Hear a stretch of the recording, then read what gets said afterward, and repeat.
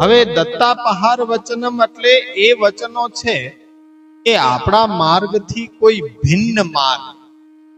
ભિન્ન માર્ગ એટલે આપણો જે ભક્તિ માર્ગ છે એનાથી ભિન્ન કર્મ, જ્ઞાન, ઉપાસના માર્ગનો આ વચન હોઈ શકે. દત્તાપહાર વચનમ. દત્તસ્ય અપહાર. દત્તસ્ય અપહાર એટલે કોઈ વસ્તુ આપણે પ્રભુને દાન રૂપમાં આપી દીધી હોય પછી એને પાછી આપણા ઉપયોગમાં લઈ શકાય નહીં. જે આપણે સમજ્યા હતા કે દાન, નિવેદન અને સમર્પણ ત્રણેયમાં ભેદ છે. દાન એટલે શું? કે જે વસ્તુ આપણી માલિકીની છે એના ઉપરથી આપણી માલિકી આપણે કેન્સલ કરીએ અને સામેવાળી જે વ્યક્તિએ જેને આપણે વસ્તુ આપી રહ્યા છીએ તેની માલિકી પ્રસ્થાપિત કરી દઈએ ત્યારે એ વસ્તુ દાન દીધેલી કહેવાય. અને દાન દીધેલી વસ્તુ છે ફરી આપણા ઉપયોગમાં આવી શકે નહીં. પણ અહીંયા ભક્તિ માર્ગની અંદર આવો વિચાર નથી. કેમ નથી? કે આપણામાં નિવેદન જ છે, સમર્પણ જ છે, દાન ક્યારેય કદાપી છે જ નહીં. આપણી ગ્રહ સેવાની અંદર દાન શબ્દ ક્યારેય આવતો જ નથી. સિવાય કે અપવાદિક કે જ્યારે ઠાકોરજીને શ્રીફળ ઉપર આપણે ભેટ ધરીએ છીએ જન્માષ્ટમી, પવિત્રા ઇત્યાદિ ઉત્સવો ઉપર, તો એ ભેટ છે ઠાકોરજીનું દાન છે કે ઠાકોરજીને આપણે ભેટ ધરી દીધી પછી એ દ્રવ્ય આપણું ન રહ્યું, કારણ કે ઠાકોરજીને ભેટ ધરી દીધી એ ઠાકોરજીનું દ્રવ્ય છે એટલે દેવ દ્રવ્ય થઈ ગયો. એ ભેટને પછી આપણા ઉપયોગમાં ન લઈ શકીએ, સામગ્રી ઇત્યાદિમાં ઉપયોગમાં ન લઈ શકીએ. એ ભેટને ઠાકોરજીના સાજ, શ્રૃંગાર ઇત્યાદિમાં આપણે વાપરી શકીએ. કે જે વસ્તુ પ્રસાદી તરીકે આપણા ઉપયોગમાં આપણે લેવાની નથી એ વસ્તુની અંદર આપણે ઠાકોરજીને ધરેલી ભેટ અત્યાર સુધીની ભેગી થઈ હોય એમાં એનો વિનિયોગ કરાવી શકીએ. પણ જો સાવ સંશય રહેવા જ ન દેવો હોય તો પછી એમાં પણ ઉપયોગ ન કરીએ, કારણ કે અત્યારના તો આપણી હયાતી છે. ભવિષ્યમાં જ્યારે આપણે નહીં હોઈએ ત્યારે કોઈ એ વસ્તુનો ઉપયોગ આપણા એ પુત્ર પૌત્રાદિ કોઈ પણ પોતાનામાં કરી લેશે તો એવો પણ વિચારનો છેદ ઉડાડી દેવો હોય તો સર્વથા એ ભેટને છે આપણે એ ગાયોની અંદર કે એ રીતના આપી દેવી જોઈએ. અને સંપૂર્ણ સાજ, શિંગાર એ બધું જ આપણા જ દ્રવ્યથી પ્રભુને અંગીકૃત કરાવીએ એટલે પછી કોઈ એ દેવ દ્રવ્યના દોષનો સવાલ જ થતો નથી. કારણ કે દાન આપણા ગ્રહ સેવામાં આવતું જ નથી. જૂની પીછવાઈને આપણે આપણી ચાદર ઓઢવાની છે એની અંદર પણ એ વણી લઈ શકાય છે. એ આપણા ઓઢવામાં પણ ચાલે છે, એનો ઉપયોગ એ રીતના કરી શકાય છે. જૂની પીછવાઈ ઇત્યાદિ. હા, વસ્ત્રમાં પણ ઉપયોગ પ્રસાદી તરીકે તો વસ્ત્રમાં એનો ઉપયોગ સ્વીકાર્ય છે કે આપણા વસ્ત્ર પણ એમાંથી આપણે સીવડાવી શકીએ છીએ, તો એ સ્વીકાર્ય છે, એમાં કોઈ બાદ નડતો નથી. એટલે દત્તસ્ય અપહાર એટલે તમામ ટીકાકારોનો એક જ હાર્દ છે કે આ ભિન્ન માર્ગ પર મતમ. એટલે આ વસ્તુ છે કે પ્રભુને જેમ મર્યાદા માર્ગમાં કહેવામાં આવે છે કે પ્રભુ માટે મંદિરમાં દીપક આપણે પ્રગટાવ્યો હોય તો એ દીપકનો પ્રકાશ પણ આપણા ઉપયોગમાં ન લેવો. શ્રીમદ ભાગવતની અંદર જ આ વાક્ય આવી રહ્યો છે કે પ્રભુ માટે કરેલો દીવડો છે એનો પ્રકાશ પણ એ આપણા સ્વતંત્ર ઉપયોગમાં લઈ શકાય નહીં.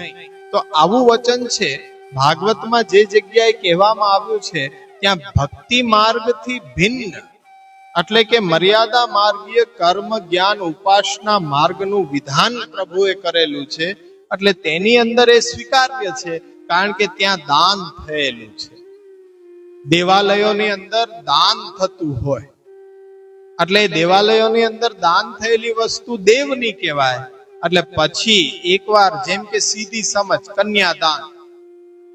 કન્યાદાન કરીએ પછી કન્યાની કોઈ પણ વસ્તુ આપણે પાછી આપણા ઉપયોગમાં લેતા નથી. કન્યાની ઘરે વડીલો હોય તે જાય તો ત્યાંનું જલ પણ લેતા નથી. એટલે શા માટે નથી લેતા? દત્તસ્ય અપહારે દોષ છે. કોઈ પણ વસ્તુ દાન કરેલી હોય પછી એને પાછી પોતાના જીવનમાં ઉપયોગમાં લેવી અપરાધ રૂપ માનવામાં આવે છે. પણ એ દાન હોય તો લૌકિકમાં વૈદિકમાં એ વસ્તુને સ્વીકાર કરવામાં આવી છે, પણ ભક્તિ માર્ગની અંદર જ્યાં પ્રભુને દાન થતું જ નથી ત્યાં તો નિવેદન જ થાય છે. વસ્તુની માલિકી તો આપણી પોતાની જ રહે છે અને ખાલી એના ઉપરથી આપણું અભિમાન છે એ સ્વ અભિમાન કે પોતાની સત્તાનો અભિમાન એ જ કેન્સલ થઈ રહ્યું છે, તો ત્યાં દાનનો તો સવાલ જ આવતો નથી. એટલે આ વસ્તુ દત્તસ્ય અપહાર એ ભક્તિ માર્ગમાં સ્વીકૃત નથી. અન્ય માર્ગ પરક ભિન્ન માર્ગ પરમ મતમ. એટલે મતમ એટલે વિચાર. આ ભક્તિ માર્ગ થી ભિન્ન માર્ગ કર્મ જ્ઞાન ઉપાસના માર્ગ. પુરુષોત્તમજીની વિવૃત્તિ તમે જોશો તો એમાં વિશેષતઃ આ ફોડ પાડી છે પુરુષોત્તમજીએ કે ભાગવતના જેટલા એ વચનો ત્યાં ઉદ્ધૃત કરવામાં આવ્યા છે તેમાં કર્મ જ્ઞાન ઉપાસના માર્ગ પરક છે, પણ ભક્તિ માર્ગ પરક ક્યાં છે તો એમનું લિસ્ટ પણ એમાં આપેલું છે કે જે તમને બધાને એ ઝેરોક્ષમાં આપી દેવામાં આવ્યું છે. એટલે ત્યાં વસ્તુ એટલી જ સમજો કે દત્તસ્ય અપહારઃ દીધેલી વસ્તુને પોતાના માટે ફરી ઉપયોગ કરવી, દાન કરેલી વસ્તુને, તો એ અપરાધ રૂપ છે, પરંતુ તે આપણા માર્ગની અંદર સ્વીકાર્ય નથી કરવામાં આવ્યું. આપણે જે ભોગ ધરીએ છીએ તો એ સમર્પણ છે, દાન નથી. જો દાન હોત તો આપણે પાછું એમાંથી ભોજન કરી શકત નહીં, અલગ રસોઈ બનાવવી પડે. અલગ રસોઈ બનાવીએ તો અસમર્પિત વસ્તુ નામ તસ્માદ વર્જન માચરે, તો નિર્વાહ થાય કેવી રીતના? એટલે દત્તસ્ય અપહાર એ ભિન્ન માર્ગ પરમ મતમ કહેલું છે. ત્યાર પછી 7મો શ્લોક આવી રહ્યો છે. સેવકાનામ યથા લોકે વ્યવહાર પ્રસિદ્ધ્યતિ તથા કાર્યમ સમર્પ્યેવ સર્વેષામ બ્રહ્મતા તતઃ. એટલે સેવકોનો જે લોક વ્યવહાર પ્રસિદ્ધ છે તેમ સમર્પીને જ દરેક કાર્ય કરવું જોઈએ. અને તેનાથી શું થશે? આવું વૈષ્ણવી જીવન જીવવાનું ફલ શું? તથા કાર્યમ સમર્પ્યેવ સર્વેષામ બ્રહ્મતા તતઃ. બધી જ વસ્તુઓની અંદર ભગવદીયપણાનો અનુભવ થવાનો છે. એ સર્વેષામ બ્રહ્મતા તતઃ. એટલે બ્રહ્મપદથી બ્રહ્મના ગુણો શું છે? અનંત ગુણો છે. પણ બ્રહ્મને ઓળખવા માટેના સૌથી પ્રચલિત ગુણો હોય તો એ નિર્દોષતા અને સમાનપણું છે. એ નિર્દોષતા અને સમાનપણાને ધ્યાનમાં રાખવાથી અહીંયા સર્વેષામ બ્રહ્મતા તતઃ બધે ભગવદીયપણાનો આભાસ આપણને થશે. પણ કેવી રીતના થશે? સેવકાનામ યથા લોકે વ્યવહારઃ પ્રસિદ્ધ્યતિ. એટલે અત્યારના સમયમાં તો એવો સમય રહ્યો નહીં કે એ વ્યવહારને આપણે સમજી શકીએ. સેવકાનામ યથા લોકે. પહેલાના સમયની અંદર રજવાડાઓની અંદર કેવું હતું કે દાસ વર્ગ હતો. દાસ વર્ગ હતો. એ દાસ વર્ગ છે એ પોતાનું સ્વતંત્ર જીવન જીવી ન શકતો. પોતાના સ્વામી તરફથી, રાજા તરફથી જે પણ કંઈ એ કપડા મળે, જે પણ કંઈ અન્ન મળે એમાં જ એને નિર્વાહ કરવાનો રહેતો. અને પાછા રાજાઓ વચ્ચે યુદ્ધ થાય તો જે રાજા જીતી જાય તો તો પેલા રાજાના જેટલા દાસ હોય એ પાછા આ રાજાના રાજ્યમાં આવી જતા. હવે એવો કોઈ પ્રકાર રહ્યો નથી. તો એ વ્યવહારને આપણે કેવી રીતના સમજીએ? તો આપણી કન્યા હોય એ આપણા ઘરમાં ઉછેર થાય ત્યારે પોતે પોતાનું સ્વતંત્ર જીવન જીવતી હોય, પણ જ્યારે લગ્ન કરી દઈએ તો લગ્ન પછી એનું જીવન છે એ પતિની આજ્ઞા આધારિત થઈ જાય છે. પછી પોતાનું સ્વતંત્ર જીવન એ જીવી નથી શકતી, પણ એ જ જીવન કેવી રીતના જીવે છે? પતિની આજ્ઞાની અંદર જીવે છે. તો એ જ આપણે ભક્તિ માર્ગની અંદર સમજીએ કે બ્રહ્મસંબંધ દીક્ષા પછી આપણો પણ વ્યવહાર પ્રભુ સાથે કેવો હોવો જોઈએ? એક સ્વામી તરીકેનો. પછી કોઈ સ્વતંત્ર વ્યવહાર આપણો રહ્યો નહીં. બધું જ કાર્ય પ્રભુને જણાવીને પછી જ આપણે કરીએ. એ સેવકા નામ યથાલોકે વ્યવહાર પ્રસિદ્ધ્યતિ. જ્યારે સંપૂર્ણ સમર્પિત આપણે પ્રભુને થશું ત્યારે આપણું જીવન છે એની અંદર આપણને ફલ શું પ્રાપ્ત થશે? કે એક ભગવદીયતાનો, એક તદીયતાનો અનુભવ થશે. તથા કાર્યમ સમર્પેવ સર્વેશામ બ્રહ્મતા તતઃ. પછી કઈ અલગ નહીં રહી જાય, બધું જ બ્રહ્માત્મક થઈ જશે, બધું જ નિર્દોષતાને પ્રાપ્ત થઈ જશે. એટલે અહીંયા યાદ કરો કે અસમર્પિત વસ્તુ નામ તસ્માદ વર્જનમાચરે. ત્યાંથી આરંભીને આપણે જે ભગવત ધર્મ અનુરોધી, એટલે કે જેમાં ભગવત ધર્મનો અનુરોધ રહેલો છે, અને એ ભગવત ધર્મના અનુરોધે થનાર સમર્પણ ને આ પ્રકારે સેવકા નામ યથાલોકે વ્યવહાર પ્રસિદ્ધ્યતે. હવે ભગવત ધર્મ અનુરોધી સમર્પણ એટલે કે જેમાં એકમાત્ર ભગવાનને જ ધારણ કરીને કરવામાં આવતા કાર્ય. લક્ષ્યમાં કોણ હોય છે? ભગવાન હોય છે. અને જેમ સેવામાં પ્રતિદિન પ્રભુને અર્થે મંગલ ભોગથી લઈને શયન સુધીના બંટા પર્યંતમાં જે પણ કાંઈ ભગવત ભોગાર્થ સમર્પવામાં આવે તેમાં માત્ર પ્રભુ આરોગે એ જ ઈચ્છા હેતુ હોય છે. આપણે સેવામાં જેટલી પણ સામગ્રીઓ કરીએ એમાં આપણો હેતુ શું હોય છે? કે ભગવાન આનો ઉપભોગ કરે, ભગવાન આરોગે. એટલે જીવ અર્થે કે જીવને પોતાના સંબંધી કામના થકી કરવાનો કે સમર્પવાનો હેતુ ન હોય એવા સમર્પણને ભગવત ધર્મ અનુરોધી સમર્પણ કહેવામાં આવે છે. પરંતુ જીવની સ્થિતિ વ્યવહારમાં છે, અને વ્યવહારમાં કે જેમાં ભગવાનનો હેતુ નથી એવા કાર્યો કરવા પણ લૌકિકમાં જરૂરી છે, કે જેમાં ધ્યેય ભગવાન નથી પણ વ્યવહાર છે, આપણો લૌકિક વ્યવહાર છે. એટલે જેમ ભક્તિવર્ધનીમાં બીજદ્રાઢ્ય પ્રકારસ્તુ ગૃહે સ્થિત્વા સ્વધર્મતઃ અવ્યાવૃતો ભજેત કૃષ્ણમ પૂજયા શ્રવણાદિભિઃ. જો પૂજયા શબ્દ ત્યાં મહાપ્રભુજી ઉપયોગ કરી રહ્યા છે. હવે બીજની દ્રઢતાને સ્વધર્મ પૂર્વક ઘરમાં રહીને અવ્યાવૃત્તિ પૂર્વક પૂજા શ્રવણ વગેરે કૃષ્ણને ભજવા માટે મહાપ્રભુજી જે આજ્ઞા કરી, એવી જ રીતના એકાદશ સ્કંદના સુબોધનીમાં પણ મહાપ્રભુજી આજ્ઞા કરે છે કે વિજાતીય સંવાલિતાઃ ભગવત ધર્મા માર્ગા ઇતિ ઉચ્યન્તે. વિજાતીય એટલે વર્ણ, આશ્રમ ઇત્યાદિ ધર્મથી સંબલિત ભગવત ધર્મો માર્ગ નામે કહેવાય છે.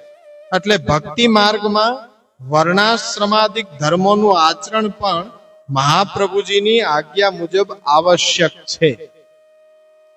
કારણ કે બાલબોધ ગ્રંથની અંદર મહાપ્રભુજી તદાશ્રય તદીયત્વે બુદ્ધે કિંચિત સમાચરેત સ્વધર્મમ અનુતિષ્ઠન્વે ભારદ્વે ગુણ્ય મન્યથા. તદાશ્રય ભગવાનનો આશ્રય લઈને ચાલી રહ્યા છે, હજી દ્રઢ નથી થયો. તદીયત્વ કેળવવા માટે ભગવત ધર્મ અનુરોધી સમર્પણ દ્વારા ગ્રહ સેવાનો નિભાવ કરી રહ્યા છે, પણ કેળવાયું નથી. એટલે કે એક નાવમાં પગ આપણે જમાવેલો હોય, બીજી નાવમાં બેસવું હોય તો બીજી નાવમાં પગ જમાવીએ પછી જ પેલી નાવમાંથી પગ ઉપાડાય, અને જો ઉતાવળ કરીએ તો ડૂબી જઈએ. એટલે મહાપ્રભુજી એ છે કે તદાશ્રય ને તદિયત્વ કેળવતા પેલા તમારા વર્ણાશ્રમ ધર્મનો છેદ ઉડાડી દીધો તો પછી 2 ગણો ભાર તમારા ઉપર આવી જશે. વર્ણાશ્રમ ધર્મ એ શાસ્ત્રએ બતાડેલો પ્રકાર છે, ને શાસ્ત્રના વચનો કોના છે? ભગવાનની આજ્ઞાઓ છે, ભગવાનના વચનો છે. તો એ તો પાલન કરવું જરૂરી જ છે. આપણે એવું માનીએ ને કે વૈષ્ણવ થઈ ગયા પછી, પુષ્ટિ માર્ગમાં આવ્યા પછી શ્રાદ્ધ ઇત્યાદિ કરવાની કોઈ જરૂર જ નથી. કેમ જરૂર નથી? તદાશ્રય તદ્યત્વ કેળવાઈ ગયું. દિવસના 24 કલાકમાંથી એક ક્ષણ પણ તમારો તમને અવેરનેસ આવતી જ નથી. બસ ભગવાનના છીએ એવી જ્યારે અવસ્થા થઈ જાય, વ્યસન અવસ્થા જેવી અવસ્થા થઈ જાય, પછી આ બધું વર્ણાશ્રમ ધર્મ પાલન કરવા જેવા રહ્યોજ નહીં, આપોઆપ છૂટી જાય. પણ એની પહેલા છોડવું એ તો દોષ રૂપ છે. અમે પ્રભુની સેવા કરતા હોઈએ, ગ્રંથનું અધ્યયન કરતા હોઈએ, પછી અમારે સંધ્યા કરવાની શું જરૂર? ગાયત્રી જપવાની શું જરૂર? મૂકી દો આ બધું. ના મૂકી શકાય. કારણ કે વર્ણાશ્રમ ધર્મ છે એ પ્રમાણે બ્રાહ્મણ કુલ તો છે ને, અને બ્રાહ્મણ કુલ છે, ભલે સેવા એ ગ્રંથ અધ્યયન કરતા હોઈએ પણ વેદનું અધ્યયન અને ગાયત્રી જપ અને સંધ્યા તો નો જ છોડી શકીએ. કારણ કે હજી અવેરનેસ આપણા દેહની અંદર આપણને છે.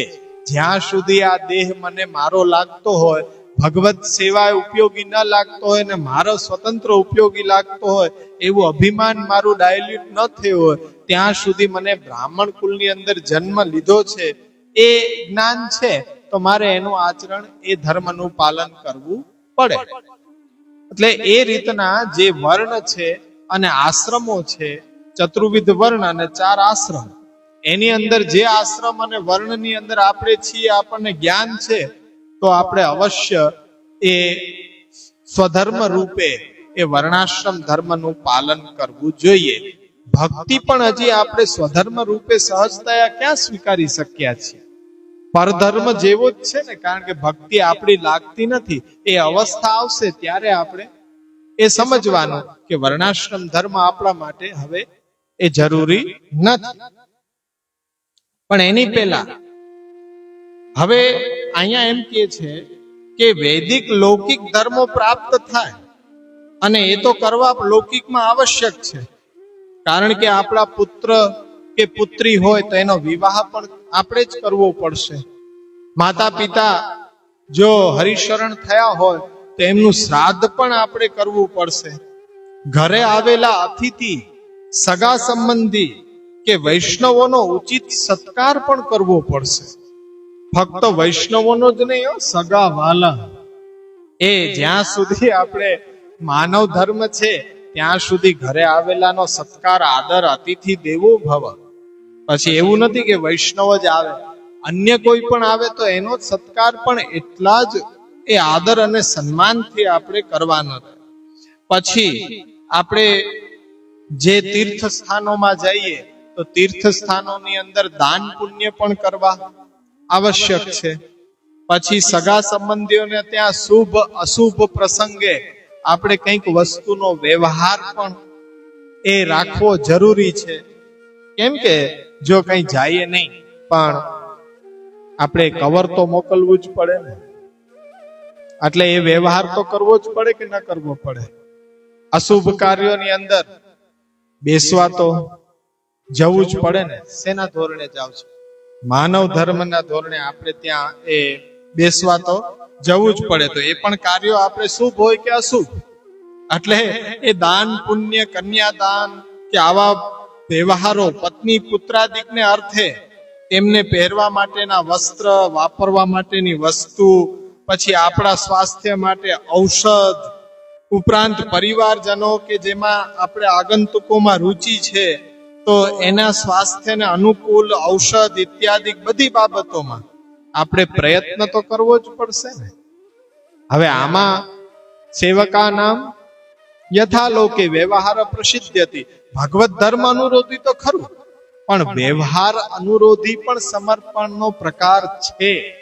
તો આ બધા કાર્યો ગણાવ્યા, એમાં તો પ્રભુ કેન્દ્રમાં નથી, પણ વ્યવહાર છે એ કેન્દ્રમાં રાખીને આપણે કાર્યો કરવા પડશે.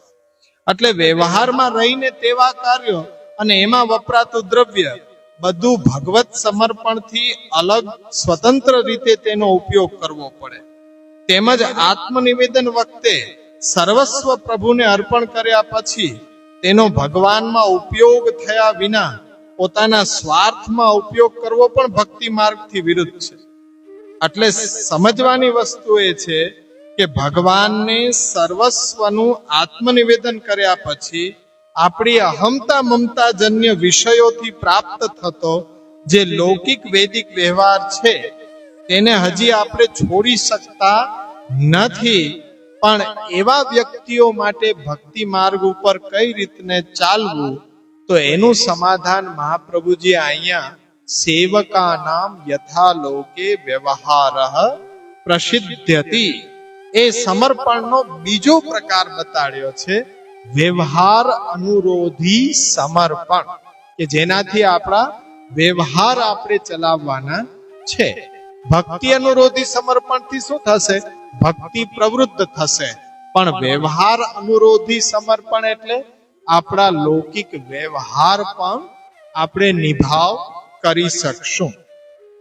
એટલે અહીંયા આ બધા ટીકાકારો ના મતો એ આપની પાસે છે જ, ત્યાં સમયના અનુસંધાને એ લેવા અહીંયા નથી લઈ શકતા, સંકોચ કરવો પડે છે.